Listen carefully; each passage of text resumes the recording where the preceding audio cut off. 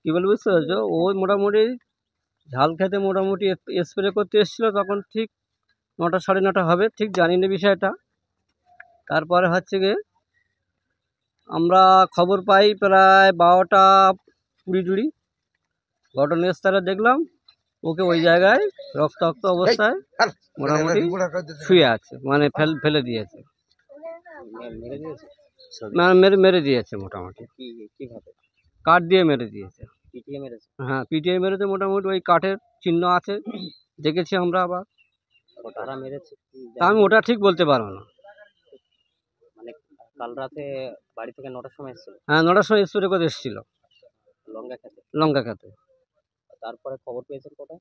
খবর পেয়ে যাই আমার 12টা 20 আমার কাছে ফোন করে আশিক মোল্লা, ওর বাবার নাম আছে শাহাবুদ্দিন আলাউদ্দিন মোল্লা, যে এরকম শ্যালে না কিছু কামড়েছে, তুমি একটুখানি ঝপ করে এসো।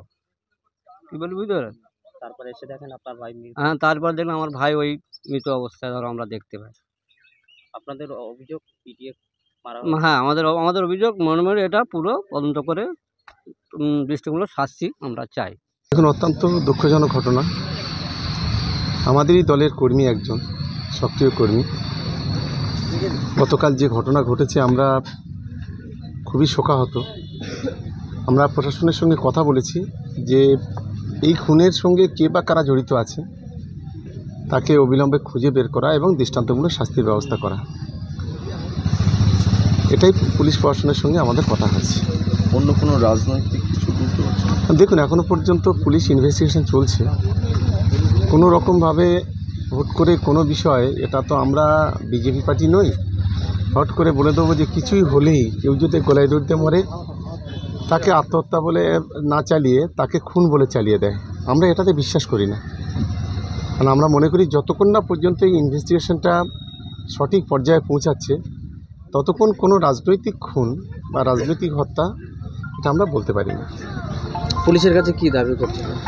প্রশাসনের কাছে এইটুকু আমরা আবেদন করেছি যে এটাকে সঠিকভাবে ইনভেস্টিগেট করে এর সঠিক তথ্য খুঁজে বের করা। আমি কলকাতা পুলিশকে ধন্যবাদ জানাবো। ইতিমধ্যে এআরএস থেকে, ডিডি থেকে শুরু করে, পুলিশ পুকুর থেকে শুরু করে এখানকার যে পোলেরহাট থানার অফিসার ইনচার্জ তিনি বা এখানে যারা ডিসি সাহেব, এসি সাহেবরা আছেন, সবাই এখানে এসেছিলেন। পূর্ণাঙ্গভাবে তদন্ত চলছে। আমি আশা করছি যে এর সঠিক তথ্যটা উদ্ঘাটন হবে।